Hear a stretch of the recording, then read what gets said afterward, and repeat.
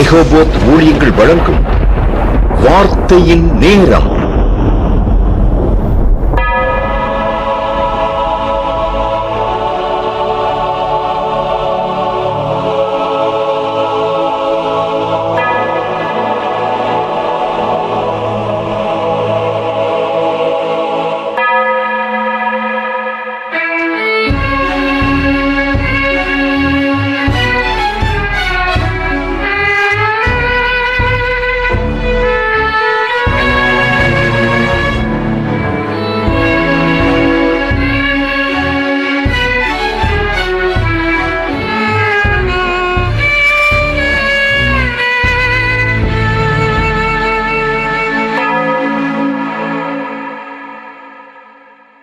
ஆராய்ந்து முடியாத பெரிய காரியங்களையும் எண்ணி முடியாத அதிசயங்களையும் செய்கின்ற சர்வ வல்லமையுள்ள தேவனுக்கே துதியும் கனமும் வல்லமையும் மாட்சிமையும் புகழும் என்றென்றைக்கும் உண்டாயிருப்பதாக.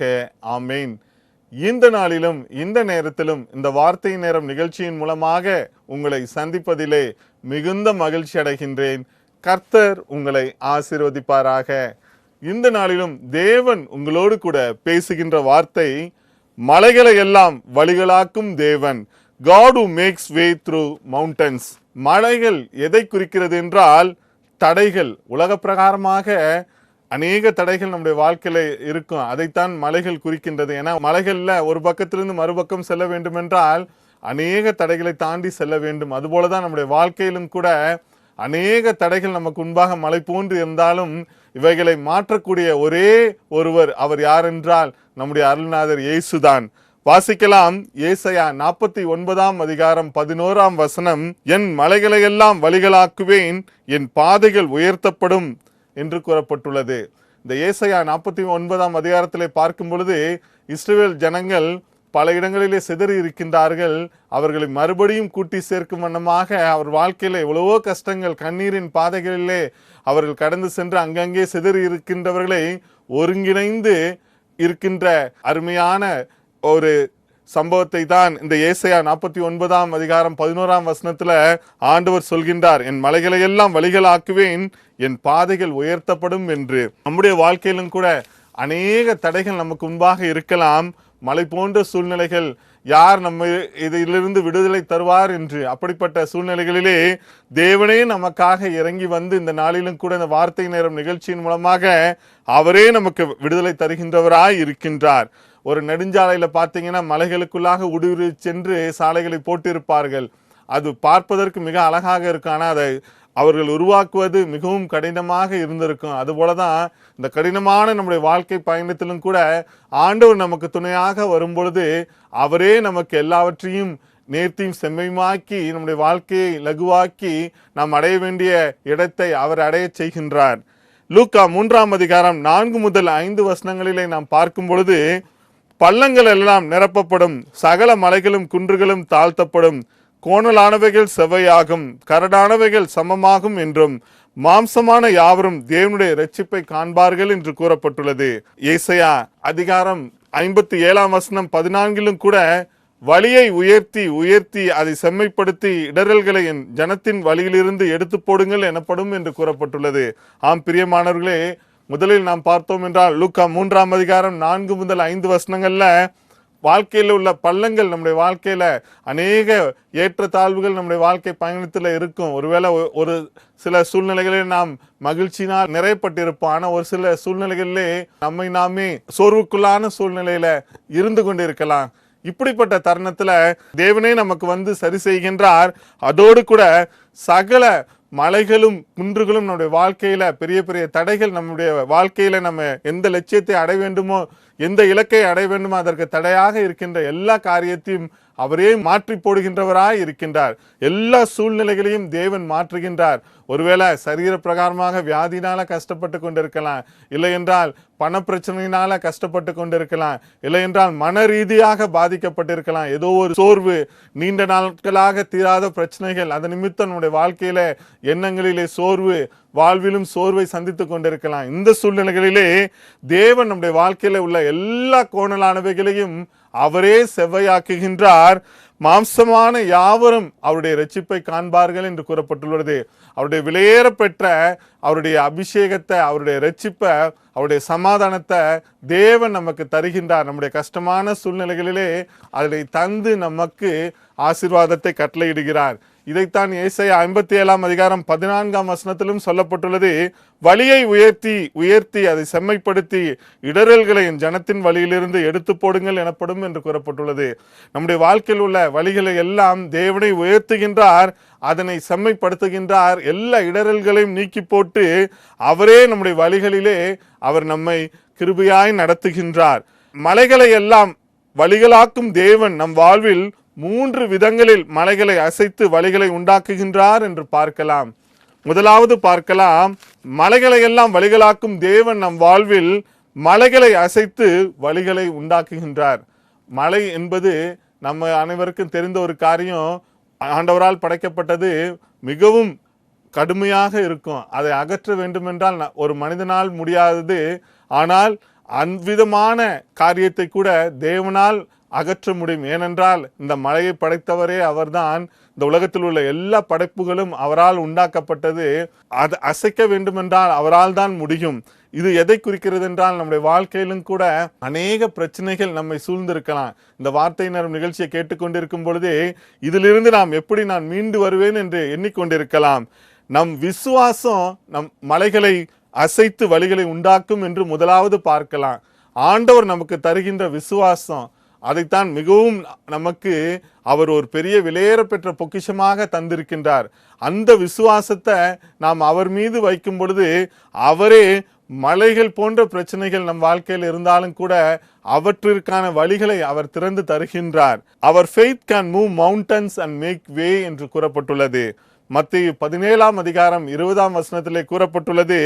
அதற்கு இயேசு, உங்கள் விசுவாசத்தினாலே தான் கடுகு விதை அளவு விசுவாசம் உங்களுக்கு இருந்தால் நீங்கள் இந்த மலையை பார்த்து விடம் விட்டு அப்புறம் போ என்று சொல்ல அது அப்புறம் போகும் என்று கூறப்பட்டுள்ளது. நம்மால் கூடாத காரியம் ஒன்றும் இராது என்று மெய்யாகவே உங்களுக்கு சொல்லுகிறேன் என்கின்றார். கடுகளவு விசுவாசத்தோடு கூட நாம் ஆண்டவரை நோக்கி கூப்பிடும் பொழுது, அவரை நோக்கி அவருடைய வசனத்தை கொண்டு ஜெபித்து அவருடைய பாதத்திலே நாம் அவரை நோக்கி நாம் விண்ணப்பிக்கும் பொழுது அவர் நிச்சயமாகவே நமக்காக இறங்கி வந்து நம்முடைய எல்லா சூழ்நிலைகளிலும் அவரே நம்மை விடுவிக்கின்றார். கடுகளவு விசுவாசம் நமக்கு தேவை. கடுகு தான் ரொம்ப சின்னது. அந்த கடுகளவு விசுவாசம் இருந்தா போதும்.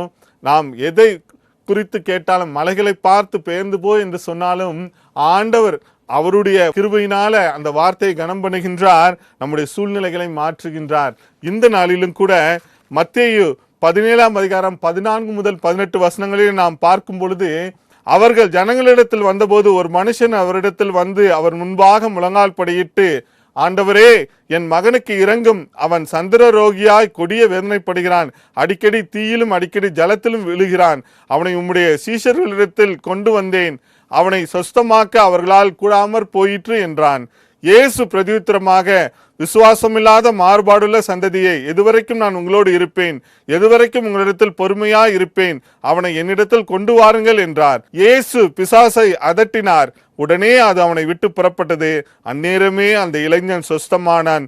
ஆம் பிரியமானவர்களை, இந்த இடத்துல பார்க்கும் பொழுது அவருடைய விசுவாசத்தை குறித்து பார்க்கலாம். அந்த வியாதிப்பட்டவனுடைய தகப்பனார் முழங்கால் படியிட்டு ஆண்டவரிடத்திலே வந்து என் மகனுக்காக இறங்கும் என்று ஆண்டவரிடத்திலே கெஞ்சி கேட்ட பொழுது அவர் இறங்குகின்றார், அவனை சொஸ்தப்படுத்துகின்றார்.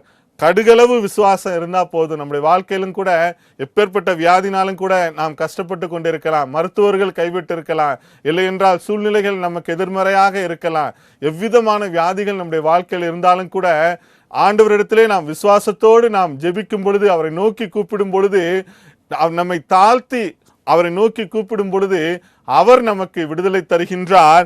விசுவாசத்தோடு எதை செய்தாலும் தேவன் அதை நம்முடைய வாழ்க்கையிலே வாய்க்க செய்கின்றவராய் இருக்கின்றார். மார்க் 11:22-24 வரை பார்க்கும் பொழுது, இயேசு அவர்களை நோக்கி, தேவனிடத்தில் விசுவாசம் உள்ளவர்களாய் இருங்கள், எவனாகிலும் இந்த மலையை பார்த்து நீ பெயர்ந்து சமுத்திரத்திலே தள்ளுண்டு போய் என்று சொல்லி நான் சொன்னபடியே நடக்கும் என்று தன் இருதயத்தில் சந்தேகப்படாமல் விசுவாசித்தால் அவன் சொன்னபடியே ஆகும் என்று மெய்யாகவே உங்களுக்கு சொல்லுகிறேன். ஆதலால் நீங்கள் ஜெபம் பண்ணும்போது எவைகளை கேட்டுக்கொள்வீர்களோ அவைகளை பெற்றுக்கொள்வோம் என்று விசுவாசியுங்கள், அப்பொழுது அவைகள் உங்களுக்கு உண்டாகும் என்று சொல்லுகிறேன் என்றார். ஆம் பிரியமானவர்களே, இந்த இடத்துல பார்க்கும் பொழுது இயேசு அவர்களை நோக்கி விசுவாசம் உள்ளவர்களாய் இருங்கள் என்று கூறுகின்றார். ஆண்டவராக இயேசு இன்றைக்கும் நம்மை பார்த்து கூறுகின்றார், விசுவாசம் உள்ளவர்களாய் இருங்கள். விசுவாசத்தோடு யாராகிலும் இந்த மலையை பார்த்து பெயர்ந்து போ, சமுத்திரத்தில் தள்ளுண்டு போ என்று சொன்னால் அது சொன்னபடியே நாம் சந்தேகப்படாமல் அப்படி சொல்லும் பொழுது நிச்சயமாகவே அவர் அதை வாய்க்க செய்கின்றவராய் இருக்கின்றார். அதனால நம்முடைய வாழ்க்கையில விசுவாசம்தான் தேவை. நம்முடைய வாழ்க்கையின் வெற்றிக்கு முதல் படியே விசுவாசம்தான். அந்த விசுவாசம் ஆண்டவரிடத்தில் இருக்கும் பொழுது நாம் நிச்சயமாகவே நாம் மலைகளை பார்த்து என்ன சொல்கின்றோமோ அவைகள் அப்படியே நடக்கும். அதுபோல வாழ்க்கையில் உள்ள மலை போன்ற பிரச்சனைகளை பார்த்து நாம் என்ன காரியங்களை சொன்னாலும் அதை ஆண்டவர் அப்படியே நமக்கு ஜெயமாய் மாற்றுகின்றவராய் இருக்கின்றார். எந்த சூழ்நிலைகள் நமக்கு எதிர்மறையாக இருக்கலாம், ஒருவேளை பெரிய கடன் பிரச்சனை, இதிலிருந்து நான் எப்படி மீண்டு வருவேன் என்று நாம் அந்த கடனையே நாம் நோக்கி பார்த்து கொண்டிருக்கலாம். ஆனாலும் கூட நம்முடைய விசுவாசத்தை பலப்படுத்தி ஆண்டவர் நம் கொடுத்த விசுவாசத்தை அறிக்கையிட்டு நாம் ஆண்டவரை நோக்கி ஜெபித்து நாம் இந்த காரியத்திற்காக வேண்டுதல் செய்யும் பொழுது அவரே இந்த பெரிய கடன் பிரச்சனையிலிருந்து விடுதலை தருகின்றவராய் இருக்கின்றார். அவ்வாறே நம்முடைய எல்லா சூழ்நிலைகளிலும் கூட நாம் விசுவாசத்தோடு ஆண்டவரை நோக்கி கூப்பிடும் பொழுது அவர் சூழ்நிலைகளிலே எல்லாவற்றிலும் நமக்காக சிலுவையில் வெற்றி சிறந்த தேவன் நமக்கு விடுதலை தருகின்றவராய் இருக்கின்றார். லூக்கா 17ஆம் அதிகாரத்தில் நாம் பார்க்கும் பொழுது ஒரு 10 குஷ்டரோகிகள் வருகின்றார்கள் இயேசு சுவாமி இடத்துல. அவங்கெல்லாம் வந்து இயேசு சுவாமி இடத்துல தாங்கள் சொஸ்தமடைய வேண்டும் என்று கேட்கின்றார்கள். ஆண்டவர் அவர்களுக்கு பூர்ண சுகத்தை தருகின்றார். அதுல பார்த்தீங்கன்னா 9 பேர் போயிட்டாங்க, ஆனா ஒரே ஒரு ஆள் மட்டும் திரும்பி வந்து ஆண்டவர் இடத்துல அறிக்கை செய்கின்றார். லூக்கா 17ஆம் அதிகாரம் 19ஆம் வசனத்திலே பார்க்கும் பொழுது அவனை நோக்கி நீ எழுந்து போ, உன் விசுவாசம் உன்னை இரட்சித்தது என்றார் என்று கூறுகின்றார். ஏசாமியே சொல்றாரு, அந்த 9 பேர் போயிட்டாங்க, ஆனா ஒருத்தர் மட்டும் வந்து ஆண்டவருக்கு நன்றி சொல்லுகின்றார். அப்பொழுது உன் விசுவாசம் உன்னை ரட்சித்தது என்று இந்த ரட்சிப்பின் ஆசீர்வாதத்தை இந்த 10வது நபர் பெற்றுக்கொள்கின்றார். ஆம் பிரியமானவர்களே, விசுவாசத்தோடும் நன்றியோடும் நாம் அவரிடத்திலே நாம் இருக்கும் பொழுது அவரே நமக்கு எவ்விதமான வியாதிகளிலும் இருந்தும் எல்லா பிரச்சனைகளிலிருந்தும் அவரே நமக்கு விடுதலை தருகின்றவராய் இருக்கின்றார். நீதிமொழிகள் 3ஆம் அதிகாரம் 5-6 வசனங்களிலே நாம் பார்க்கும் பொழுது உன் சுய புத்தியின் மேல் சாயாமல் உன் முழு இருதயத்தோடும் கர்த்தரிடத்தில் நம்பிக்கையாய் இருந்து உன் வழிகளெல்லாம் அவரை நினைத்துக்கொள், அப்பொழுது அவர் உன் பாதைகளை செவைப்படுத்துவார் என்று கூறப்பட்டுள்ளது. நம்முடைய சொந்த புத்தியில நமக்கு நாம தீர்மானங்களை எடுத்துடக்கூடாது. வாழ்க்கையில நாம் சுயமாக எந்த காரியத்தையும் செய்யாமல் நாம் ஆண்டவரை நோக்கி சார்ந்து இருக்கும் பொழுது நம்முடைய வாழ்க்கையிலே நம் வழிகளெல்லாம் அவரை நினைத்து கொண்டு வாழும் பொழுது அவர் நிச்சயமாகவே விசுவாசத்தோடு கூட நாம் வாழும் பொழுது நம் வாழ்க்கையிலே வெற்றியை தருகின்றார், ஆசீர்வதிக்கின்றார். இரண்டாவதாக நாம் பார்க்கலாம், மலைகளையெல்லாம் வழிகளாக்கும் தேவன் நம் வாழ்வில் கர்த்தருடைய பிரசன்னம் மலைகளை அசைத்து வழிகளை உண்டாக்கும் என்று கூறப்பட்டுள்ளது. God's presence moves mountains and makes way என்று கூறப்பட்டுள்ளது. நாகும் 1ஆம் அதிகாரம் 5ஆம் வசனத்திலே பார்க்கும் பொழுது அவர் சமூகத்தில் பர்வதங்கள் அதிர்ந்து மலைகள் கரைந்து போகும், அவர் பிரசன்னத்தினால் பூமியும் பூச்சக்கரமும் அதில் குடியிருக்கிற அனைவரோடும் எடுபட்டு போகும் என்று கூறப்பட்டுள்ளது. ஆம் பிரியமானவர்களே, கர்த்தருடைய பிரசன்னம் இறங்கும் பொழுது பர்வதங்கள் அதிருமா, மலைகள் அதிருமா. சாதாரணமா மலைகள் அப்படியே இருந்த இடத்துல அப்படியே தான் இருக்கும், ஆனா ஆண்டவருடைய பிரசன்னம் அந்த இடத்துல அந்த மலைகள் மேல் வரும் பொழுது நிச்சயமாக அது அதிர்கின்றது. அதோடு கூட பூமியும் பூச்சக்கரமும் அதில் குடியிருக்கின்ற அனைவரும் அதிலே அசைக்கப்படுகின்றார்கள். ஆம் பிரியமானவர்களே, இந்த நாளிலும் கூட நம்முடைய வாழ்க்கையிலும் கூட ஆண்டவருடைய பிரசன்னம் நம் மத்தியிலே கடந்து வரும் பொழுது ஒரு பெரிய விடுதலை நமக்கு கிடைக்கின்றது. நம்முடைய வாழ்க்கையில நாம் சந்திக்கின்ற மலை போன்ற பிரச்சனைகளிலிருந்து ஒருவேளை இந்த காரியத்துல எனக்கு ஜெயமே இல்லையே என்று பல ஆண்டுகளாக, பல நாட்களாக, பல மாதங்களாக நீங்கள் கண்ணீரோடு இருந்து கொண்டிருக்கலாம். இந்த நாளிலும் கூட ஆண்டவருடைய பிரசன்னம் உங்கள் மத்தியிலே கடந்து வரும் பொழுது, எப்படி இயேசு சுவாமி இந்த உலகத்திலே அவர் வந்த பொழுது ஆரம்பத்தில் அவர் ஞானஸ்நானம் யோவானிடத்தில் பெற்று கரையில நின்ற பொழுது வானம் திறக்கப்பட்டது, பரிசுத்த ஆவியானவர் புறாவை போல இறங்கி இவர் என் நேசகுமாரன், இவரில் பிரியமாய் இருக்கிறேன் என்று அவர் இயேசு சாமி குறித்து கூறினார். பிதாவினுடைய பிரசனம் இயேசுவின் மீது இறங்கின நிமித்தம் அவர் வாழ்க்கையில அநேக மலை போன்ற பிரச்சனைகள் அவர் கடந்து அவர் இருந்த நாட்களை சந்தித்தார். ஆனாலும் கூட அந்த பிரசனத்தினால அவர் என்னாலும் பிதாவினுடைய பிரசனத்திலே நிறைந்திருந்ததினால் அவர் கடைசி வரை அந்த கல்வாரி சிலுவையின் மரணம் வரை பார்த்தீங்கன்னா அவருடைய பிரசனத்தில் இருந்த பொழுது அவர் ஒரு பெரிய பலத்தை பெற்றிருந்தார், எல்லாவற்றையும் அவர் வெற்றி சிறந்தார். இந்த நாளிலும் கூட அந்த பிரசன்னத்தினால ஆண்டவர் நம்மை மூடுகின்றார். அவரை நோக்கி பார்த்து நாம் கூப்பிடும் பொழுது அவரே நமக்கு விடுதலை தருகின்றவராய் இருக்கின்றார். ஆண்டவர் வல்லமையுள்ளவர், கம்பீரம் உள்ளவர். அவர் படைத்த யாவையும் அவர் அசைக்கின்றவராய் இருக்கின்றார். அப்படிப்பட்ட வல்லமையுள்ளவர் இந்த நாளிலும் கூட நமக்குள்ளாக வாசம் செய்து நம்மை பலப்படுத்துகின்றார். மீகா 2ஆம் அதிகாரம் 13ஆம் வசனம் சொல்கின்றது, தடைகளை நீக்கி போடுகிறவர் அவர்களுக்கு முன்பாக நடந்து போகிறார். அவர்கள் தடைகளை நீக்கி வாசலால் உட்பிரவேசித்து கடந்து போவார்கள். அவர்கள் ராஜா அவர்களுக்கு முன்பாக போவார். கர்த்தர் அவர்கள் முன்னணியில் நடந்து போவார் என்று கூறப்பட்டுள்ளது. தடைகளை நீக்கி போடுகின்றவர் நமக்கு முன்பாக நடந்து போகின்றார். நமக்கு முன்னால நம்ம தனியா இல்லை. நீங்க நினைச்சிட்டு இருக்கலாம் இந்த நாளிலும் கூட எல்லாரும் என்னை கைவிட்டுட்டாங்க, இந்த சூழ்நிலையில என்னோடு கூட இருந்த எல்லா நண்பர்களும் சரி, உறவினர்கள் எல்லாரும் கைவிட்டுட்டாங்க, குடும்பம் என்னை கைவிட்டு விட்டார்கள், நான் அனாதையா இருக்கிறேனே என்று கவலையோடு கூட நீங்க இந்த நேரத்திலும் கூட இந்த வார்த்தையினர் நிகழ்ச்சியை கேட்டுக்கொண்டிருக்கலாம். ஆனாலும் கூட ஆண்டவர் உங்களோடு கூட பேசுகின்றார். இந்த மீகா 2ஆம் அதிகாரம் 13ஆம் வசனத்தின் மூலமாக நீங்கள் சந்திக்கின்ற பிரச்சனை வாழ்க்கையில நீங்க தனியா சந்திக்கிறதுல உங்கள் வாழ்க்கையில உங்களுக்குள்ளான உள்ள தடைகளை நீக்கி போடுகின்ற தேவன் உங்களுக்கு முன்பாக செல்கின்றார். அவர் தடைகளை நீக்கி வாசலால் உட்பிரவேசித்து கடந்து போகின்றார். அவர்கள் ராஜா அவர்களுக்கு முன்பாக செல்கின்றார். நம்முடைய ராஜாவாகிய பரமராஜா, நம்முடைய பிதாவானவர், அவர் நமக்கு முன்பாக செல்கின்றார். இயேசு ராஜா நமக்கு முன்பாக செல்கின்றார். அவர் முன்னணியில் நடந்து செல்கின்றார். அதனால நாம் தனிமையா செல்வதில்லை. நமக்கு முன்பாக அவர் சென்று எல்லா கோணலான காரியங்களையும் அவர் செவ்வைப்படுத்தி நமக்கென்று ஒரு தைரியத்தை தருகின்றார். நமக்குள்ளாக பயமுள்ள ஆவியை தராமல் பலமும் அன்பும் தெளிந்த புத்தியுள்ள ஆவியை நமக்கு தந்து எல்லா சூழ்நிலைகளையும் நாம் சந்திக்கும்படியாகவும் அதனை மேற்கொள்ளும்படியாகவும் அவரே நமக்கு முன்பாக செல்கின்றார். கர்த்தர் உனக்கு முன்பாக செல்கின்றார். இஸ்ரவேலின் தேவன் முன்பாக இருந்து உன்னை பாதுகாப்பார் என்ற வசனத்தின்படி அவரே நமக்கு முன்பாக செல்கின்றார். அவரே நம்மை பாதுகாக்கின்றவராய் இருக்கின்றார். அவர் நம்மை சுற்றிலும் வேலையெடுத்து பாதுகாக்கின்றவராய் இருக்கின்றார். எப்படி என்றால் இயேசுவின் இரத்தத்தினால, இயேசுவின் அபிஷேகத்தினால, இயேசுவின் வார்த்தையினால, இயேசுவின் கிருபையினால, இயேசுவின் நாமத்தினால அவருடைய பிரசன்னம் நம்மை ஆட்கொண்டு அவரை நம்மை சுற்றிலும் இயேசுவின் இரத்த கோட்டைகளாக மறைத்து நம்மை பாதுகாக்கின்றார். அவர் நமக்கு முன்பாக சென்று எல்லா கோணலான காரியங்களையும் செவ்வையாக்கி ஜெயத்தை தந்து நம் வாழ்க்கையில் எல்லாவற்றிலும் வெற்றி சிறக்க பண்ணுகின்றார். சகரியா 4ஆம் அதிகாரம் 6ஆம் 7ஆம் வசனம் சொல்கின்றது, பலத்தினாலும் அல்ல, பராக்கிரமத்தினாலும் அல்ல, என்னுடைய ஆவியினாலேயே ஆகும் என்று சேனைகளின் கர்த்தர் சொல்லுகிறார். பெரிய பர்வதமே நீ எம்மாத்திரம், செருபாபேலுக்கு முன்பாக நீ சமபூமியாவா என்று கூறப்பட்டுள்ளது. வேதத்தில் ஒரு மிகவும் முக்கியமான வேத வசனங்களில் ஒன்று இந்த சகரியா 4ஆம் அதிகாரம் 6ஆம் வசனம், பலத்தினாலும் அல்ல, பராக்கிரமத்தினாலும் அல்ல, என்னுடைய ஆவியினாலேயே ஆகும் என்று கூறப்பட்டுள்ளது. ஆண்டவருடைய பரிசுத்த ஆவியானவர்னாலே எல்லா காரியங்களிலும் நாம் ஜெயத்தை பெற்றுக்கொள்ளலாம். அவர் நமக்குள் வாசம் செய்யும் பொழுது அந்த ஆவியானவருடைய அபிஷேகம், அந்த மகிமையின் பிரசனம் நமக்குள்ளாக இருக்கும் பொழுது நம்முடைய எல்லா சூழ்நிலைகளிலும், மலை போன்ற பிரச்சனைகள் உள்ள சூழ்நிலைகளிலே தேவன் வழிவாசல்களை உண்டாக்குகின்றார். பெரிய பர்வதமாக இருக்கலாம், பெரிய மலை போன்ற சூழ்நிலைகளாக இருக்கலாம், அவை எல்லாவற்றையும் சமபூமியாக்குகின்றார். அப்படிப்பட்ட தேவன் இந்த நாளிலும் கூட அவர் பராக்கிரமசாலியாய் நம்மோடு கூட இருக்கின்றார். ஏசாயா 45ஆம் அதிகாரம் 2 முதல் 4 வசனங்கள் சொல்கின்றது, நான் உனக்கு முன்னே போய் கோணலானவைகளை செவ்வையாக்குவேன், உன்னை பெயர் சொல்லி அழைக்கிற இஸ்ரவேலின் தேவனாகிய கர்த்தர் நானே என்று நீ அறியும்படிக்கு வெண்கல கதவுகளை உடைத்து இருப்பு தாழ்பால்களை முறித்து அந்தகாரத்தில் இருக்கிற பொக்கிஷங்களையும் ஒளிபிடத்தில் இருக்கிற புதையல்களையும் உனக்கு கொடுப்பேன்.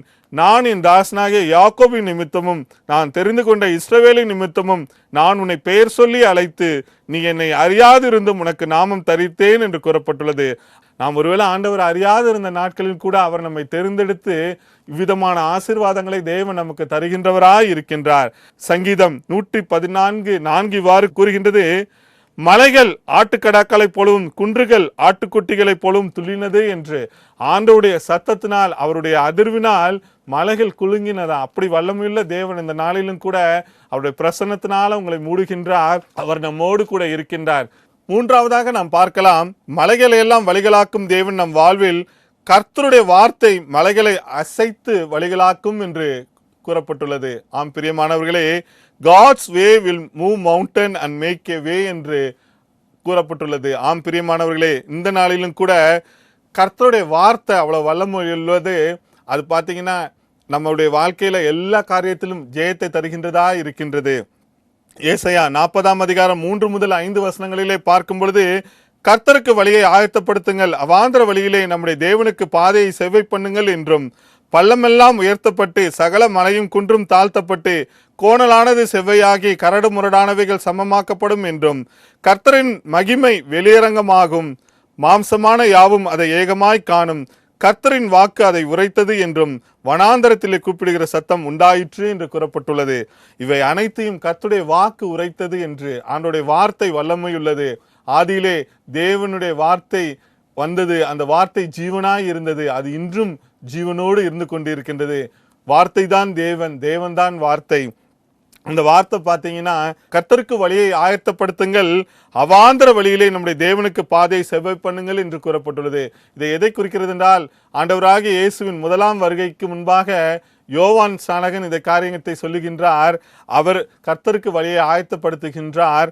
அதோடு கூட கர்த்தர் இந்த இடத்திலே வந்து நம்மிடத்திலே வந்து வாசம் செய்தால் பள்ளமெல்லாம் உயர்த்தப்பட்டு சகல மலையும் குன்றும் தாழ்த்தப்பட்டு நம்முடைய வாழ்க்கையில் இருக்கின்ற எல்லா கோணலான காரியங்களும் செவ்வையாக்கி கரடு முரடான காரியங்கள் நம்முடைய வாழ்க்கையில் இருந்தால் சமமாக்கப்படும் என்று, ஆண்டவராகிய இயேசு கிறிஸ்து நம்முடைய வாழ்க்கையில் வந்தால் எல்லா ஆவிக்குரிய காரியங்களிலும், பொருளாதார காரியங்களிலும், சரீர காரியங்களிலும் எல்லா குறைவுகள் எல்லாம் நிறைவாக்கப்படும். கர்த்தரின் மகிமை இந்த காரியங்கள் மூலமாக வெளியரங்கமாகும், மாம்சமான யாவும் அதை ஏகமாய் காணும். கர்த்தருடைய மகிமை மாம்சமான காரியங்கள் எல்லாம் காணும். கர்த்தரின் வாக்கு அதை உரைத்தது என்று, அவனுடைய வார்த்தை இதை உரைக்கின்றது. மாம்சமான யாவரும் தேவனுடைய காரியத்தை காண்பார்கள், அவர் செய்கின்ற மகிமையான காரியத்தை காண்பார்கள் என்று கூறப்பட்டுள்ளது. இந்த நாளிலும் கூட நம்முடைய வாழ்க்கையிலும் கூட எல்லா குறைவுகளையும், மலை போன்ற பிரச்சனைகள் நாம் சந்தித்து கொண்டிருந்தாலும், ஆண்டவருடைய வார்த்தையை வைத்து நாம் ஜெபிக்கும் பொழுது, அவருடைய வார்த்தையை வைத்து நாம் அறிக்கை செய்து நாம் அதை சுதந்திரிக்கும் பொழுது நிச்சயமாகவே எல்லா பள்ளங்கள் எல்லாம் நிரப்பப்படும். நம்முடைய வாழ்க்கையில் உள்ள எல்லா கோணலான காரியங்களும் செவ்வையாக்கப்படும். இதை நம்முடைய சொந்த கண்கள் காணும், நம்மை சூழ்ந்தவர்களும் காண்பார்கள். ஏசாயா 54ஆம் அதிகாரம் 10ஆம் வசனம் சொல்கின்றது, மலைகள் விலகினாலும் பர்வதங்கள் நிலை பெயர்ந்தாலும் என் கிருபை உன்னை விட்டு விலகாமலும் என் சமாதானத்தின் உடன்படிக்கை நிலைபெறாமலும் இருக்கும் என்று உன்மேல் மனதுருகிற கர்த்தர் சொல்கிறார் என்று அருமையான வாக்குத்தத்த வார்த்தை தருகின்றார். இந்த நாளிலும் கூட ஆண்டவருடைய கிருபை நமக்கு என்னாலும் இருக்கின்றது. அவருடைய வார்த்தை என்னாலும் நம்மோடு கூட இருக்கின்றது. பயப்படாதே, திகையாதே, நான் உன்னோடு கூட இருக்கிறேன், நான் உன்னை விட்டு விலகுவதும் இல்லை, உன்னை கைவிடுவதும் இல்லை என்று சொன்ன தேவன் இந்த நாளிலும் கூட நம்மை மரணம் பரியந்தம் நேற்றும் இன்றும் என்று மாறாதவராய் இருந்து கைவிடாத தேவனாய் இருக்கின்றார். அப்படிப்பட்ட தேவன் அவருடைய வார்த்தையினால நம்முடைய வேதத்துல அநேக வாக்குத்தத்தங்களை தந்திருக்கின்றார். அவைகளை நம்முடைய சூழ்நிலைகளுக்கு ஏற்ப அதனை நாம் பயன்படுத்தும் பொழுது நிச்சயமாகவே எல்லா வித சூழ்நிலைகளிலும் தேவன் அந்த வார்த்தையின் மூலமாக வெற்றி சிறக்க பண்ணுகின்றவராய் இருக்கின்றார். மார்க் 4ஆம் அதிகாரம் 36 முதல் 39 வசனங்களிலே பார்க்கும் பொழுது, இயேசு அந்த இடத்துல உறங்கி கொண்டிருக்கின்றார் படகுல. அப்பொழுது கடுமையான சுழல் காற்று அடிக்கின்றது.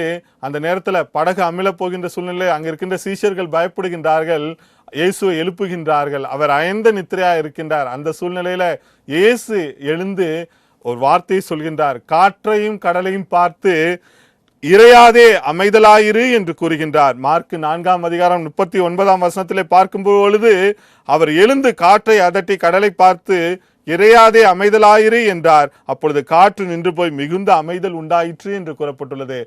இப்படிப்பட்ட சூழ்நிலை நம்முடைய வாழ்க்கையிலும் கூட நம்மளால கண்ட்ரோல் பண்ண முடியாத சூழ்நிலை நம்முடைய வாழ்க்கையில இருக்கலாம். அவருடைய வார்த்தையினால அவர் நமக்கு அந்த சூழ்நிலைகளிலிருந்து அவரே நமக்கு விடுதலை தருகின்றவராய் இருக்கின்றார். மற்றொரு சம்பவத்தை யோவான் 11ஆம் அதிகாரம் 11 முதல் 26 வசனங்களிலே நாம் பார்க்கும் பொழுது, இயேசு பார்த்தீங்கன்னா அந்த இடத்துல அவருக்கு பிரியமான லாசர் என்ற மனிதர் மரித்து போகின்றார். அவர் அங்கு வந்து அவரை உயிரோடு எழுப்புகின்றார். அந்த யோவான் 11ஆம் அதிகாரத்தில் கூறப்பட்டுள்ளது. யோவான் 11:41 இயேசு தம்முடைய கண்களை ஏறெடுத்து, பிதாவே நீர் எனக்கு செவி கொடுத்தபடியினாலும் ஸ்தோத்தரிக்கிறேன்.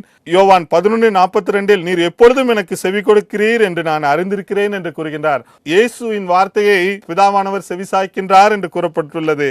ஆம் பிரியமானவர்களே, இயேசுடைய வார்த்தை அவ்வளவு வல்லமை உள்ளது. பிதா அதற்கு செவி கொடுத்து பதில் தருகின்றார். இந்த நாளிலும் கூட நம்முடைய வாழ்க்கையிலும் கூட என்ன காரியத்திற்காக நாம் ஆண்டவரை நோக்கி கூப்பிட்டாலும் அவர் என்னை நோக்கி கூப்பிடு, அப்பொழுது நான் உனக்கு எட்டாவதும் விளங்காதமான பெரிய காரியங்களை அறிவிப்பேன் என்று சொன்ன தேவன் அவருடைய வார்த்தையின் மூலமாக அவர் நம்முடைய காரியங்களிலே ஜெயம் தந்து நம்மை விடுதலை ஆக்குகின்றவராய் இருக்கின்றார். மலைகளை எல்லாம் வழிகளாக்கும் தேவன் நம் வாழ்வில் 3 விதங்களில் மலைகளை அசைத்து வழிகளை உண்டாக்குகின்றார் என்று பார்த்தோம். நம் விசுவாசம் மலைகளை அசைத்து வழிகளை உண்டாக்கும். கர்த்தருடைய பிரசனம் மலைகளை அசைத்து வழிகளை உண்டாக்கும். கர்த்தருடைய வார்த்தை மலைகளை அசைத்து வழிகளை உண்டாக்கும் என்று கூறப்பட்டுள்ளது. கடைசியாக ஆண்டவர் இந்த நாளில் கூட உங்களோடு கூட வாக்குத்தத்தமாக சொல்கின்றார். உபாகம் 32ஆம் அதிகாரம் 12-13 வசனங்கள் மூலமாக கர்த்தர் ஒருவரே அவனை வழிநடத்தினார், அந்நிய தேவன் அவரோடே கூட இருந்ததில்லை. பூமியில் உள்ள உயர்ந்த ஸ்தானங்களின் மேல் அவனை ஏறி வர பண்ணினார். வயலில் விளையும் பலனை அவனுக்கு புசிக்க கொடுத்தார். கண்மலில் உள்ள தேனை கற்பாலையிலிருந்து வடியும் எண்ணெயையும் அவன் உண்ணும்படி செய்தார் என்று கூறப்பட்டுள்ளது. ஒருவன் ஆண்டவரை ஏற்றுக்கொண்டு ஆண்டவருக்காய் வாழும் பொழுது நம்முடைய வாழ்க்கையில மலை போன்ற எந்த பிரச்சனைகள் இருந்தாலும் தேவன் ஒருவரே நம்மை நடத்துகின்றவராய் இருக்கின்றார். அதோடு கூட நம்மை உயர்ந்த ஸ்தானங்களில் அவர் நம்மை ஏறி வர பண்ணுகின்றார். வயலில் விளையும் பலனை அவனுக்கு புசிக்க கொடுக்கின்றார். கண்மலையில் உள்ள தேனையும் தந்து கற்பாறையிலிருந்து வடியும் எண்ணெயும் கொடுக்கின்றார். எல்லா விதமான ஆவிக்குரிய சரீர பொருளாதார ஆசீர்வாதங்களால் நிறைத்து ஆசீர்வதிக்கின்றவராய் இருக்கின்றார். அப்படிப்பட்ட அந்த தேவனை நாம் ஏற்றுக்கொண்டு நம்முடைய பாவங்களை அறிக்கையிட்டு நாம் வாழும் பொழுது நிச்சயமாகவே அவரை நோக்கி கூப்பிட்டு நாம் அவரை என்ன காரியங்களை அவரை நோக்கி நாம் கூப்பிட்டாலும் அவர் நமக்கு செவிசாய்த்து ஆவிக்குரிய பிரகாரமாகவும் சரீர பிரகாரமாகவும் உலக பிரகாரமாகவும் நம்மை உயர்ந்த ஸ்தானங்களில் வைத்து ஆசீர்வதிக்கின்றார். கர்த்தர் உங்களை ஆசீர்வதிப்பாராக. ஆமேன். ஜெபம் செய்வோம். அன்புள்ள இயேசு சுவாமி, அப்பா பிதாவே, இந்த அருமையான இந்த வார்த்தை நேரம் நிகழ்ச்சியின் மூலமாக உம்முடைய பிள்ளைகளோடு கூட மலைகளை எல்லாம் வழிகளாக்கும் தேவன் எங்கள் வாழ்க்கையில் 3 விதங்களில் எங்களுக்கு வழிகளை உண்டாக்குகின்றார் என்று பார்த்தோம். விசுவாசத்தின் மூலமாக, உம்முடைய பிரசன்னத்தின் மூலமாக, உம்முடைய வார்த்தையின் மூலமாக எங்களுக்கு வழிகளை உண்டாக்குகின்றீர் என்று நாங்கள் பார்த்த ஒவ்வொரு வசனங்களையும் வார்த்தைகளையும் நீர் அப்படியே எங்கள் வாழ்க்கையிலே ஆம் என்றும் அமேன் என்றும் நீர் எங்களுக்கு ஆசீர்வதிப்பதற்காய் நன்றி சுவாமி. இப்பொழுதும் கூட பிறந்த பிள்ளைகளுக்காய் ஜெபிக்கிறேனப்பா. அவர்களுக்கு வேண்டிய எல்லா பாதுகாப்பையும் தாங்க. அவர்களை ஞானத்திலும் அறிவிலும் தேவபக்திலும் மனுஷ தயவிலும் வளர்த்து தாங்கப்பா. இப்பொழுதும் கூட பள்ளியிலே கல்லூரியிலே படித்து எக்ஸாம்ஸ் எழுதி அடுத்த லெவலுக்காக செல்கின்ற பிள்ளைகளோடு கூட நீங்க தங்கிருங்க சுவாமி. விசேஷமாய் இந்த நீட் பரீட்சை எழுதி ரிசல்ட்காய் காத்து கொண்டிருக்கின்ற பிள்ளைகளுக்கு அவர்களை எண்ணுவதற்கும் நினைப்பதற்கும் மேலான நல்ல ஒரு ரிசல்ட்டை தந்து நல்ல ஒரு இடத்திலே அவர்கள் வாழ்க்கையிலே செட்டில் ஆகும்படியாக கிருபை பாராட்டுங்க. அதுபோல எந்த காம்படிட்டிவ் எக்ஸாம்ஸ் எழுதியிருந்தாலும் அவர்கள் எழுதியிருக்கின்ற தேர்விலே அவர்களுக்கு உழைப்பிற்கேற்ற பலனை இந்த நாளிலே நீர் அவர்களுக்கு தந்து அவர்களை ஆசீர்வதிக்க வேண்டும் என்று ஜெபிக்கிறேன் ஐயா. இப்பொழுதும் கூட இந்த வார்த்தை நேரம் நிகழ்ச்சியின் மூலமாக யார் யார் அவர்களுடைய சரீர தேவைகளுக்காக நோக்கி பார்க்கின்றார்களோ அவர்களுக்கு வேண்டிய எல்லா சரீர சுகத்தையும் நீர் எவ்விதமான கொடிய வியாதியினால் அவர்கள் கஷ்டப்பட்டு கொண்டிருந்தாலும் உம்முடைய வார்த்தையின்படி நான் அவர்களுக்கு சௌக்கியம் ஆரோக்கியம் வர பண்ணி அவர்களை குணமாக்கி அவர்களுக்கு பரிபூர்ண சமாதானத்தையும் சத்தியத்தையும் வெளிப்படுத்துவேன் சொன்ன தேவரே, பூர்ண சுகத்தை தந்து அவர்கள் வாழ்க்கையில் சமாதானத்தையும் தந்து காத்துக்கொள்ள வேண்டும் என்று ஜெபிக்கிறேன் அப்பா. இப்பொழுதும் வேலைக்காய் காத்திருக்கின்ற பிள்ளைகளுக்கு நீண்ட நாட்களாய் காத்திருந்து மலை போல அவர்களுக்கு இந்த பிரச்சனை இருப்பதை நீர் அறிவீர் சுவாமி. இதை பணி போல மாற்றி ஏற்ற நாளிலே வேலைக்கான வழிவாசல்களை தந்து ஆச்சரியப்படும்படியாய் அவர்களை உயர்த்தி அருள வேண்டும் என்று ஜெபிக்கிறேன் ஐயா. திருமணத்திற்காய் காத்திருக்கின்ற பிள்ளைகளுக்கு நீரே திருமணத்திற்கான வழிவாசல்களை திறந்தருள வேண்டும் என்று ஜெபிக்கிறேன் அப்பா. இப்பொழுதும் கூட விசேஷமாய் உம்மிடத்துல குடும்பங்களுக்காய் வருகிறோம் சுவாமி. குடும்பத்திலே சமாதானத்தை தாங்கப்பா. என்னென்ன காரியங்களிலே குடும்பங்களிலே குறைவுகள் இருக்கின்றதோ எல்லா குறைவுகளையும் கிறிஸ்தேசுவுக்குள் நீர் நிறைவாக்க வேண்டும் என்று ஜெபிக்கிறேன் ஐயா. உன் அலங்கத்திற்குள்ளே சமாதானமும் உன் அரண்மனைக்குள்ளே சுகமும் இருப்பதாக வாக்குத்தத்தத்தின்படி ஆசீர்வதித்தருள வேண்டும் என்று ஜெபிக்கிறேன் ஐயா. இப்பொழுதும் குழந்தை பாக்கியத்திற்காக காத்திருக்கின்ற பிள்ளைகளுக்கு ஏற்ற நேரத்திலே நீர்தாமே பரலோகத்திலிருந்து உடைய பரலோக திரவியத்தினாலே நிரப்பி அவர்களை ஆசீர்வதித்து குழந்தை பாக்கியத்தை தர வேண்டும் என்று ஜெபிக்கிறேன் ஐயா. தொடர்ந்து பண பிரச்சனையினால் கஷ்டப்பட்டு கொண்டிருக்கின்றவர்களுக்கு நீர்தாமே அவருடைய எல்லா தேவைகளையும் பரலோகத்திலிருந்து நீ சந்தித்து அவர்கள் குறைவுகளை எல்லாம் நீ நிறைவாக்க வேண்டும் என்று ஜெபிக்கிறேன் ஐயா. தேவன் தம்முடைய ஐஸ்வர்யத்தின்படி அவர்கள் குறைவுகளை எல்லாம் நீ நிறைவாக்குவதற்காய் நன்றி ஆண்டவரே. இப்பொழுதும் யார் யார் என்னென்ன காரியங்களுக்காய் நோக்கி பார்க்கின்றார்களோ எல்லாருடைய தேவைகளையும் நீர் பரலோகத்திலிருந்து சந்தித்து ஆவிக்குரிய பிரகாரமாகவும் சரீர பிரகாரமாகவும் உலக பிரகாரமாகவும் ஆசீர்வதித்தருள வேண்டும் என்றும் எல்லா அந்தகார வல்லமையிலே மேற்கொண்டு சகல வாக்கு தத்தங்கள் சுதந்திரமாக்கி ஜெபங்களை கேட்கின்ற அற்புதங்களை செய்கின்ற இயேசுவின் நாமத்தினாலே ஜெபிக்கிறோம் ஜீவனுள்ள நல்ல பிதாவே. ஆமேன், ஆமேன்.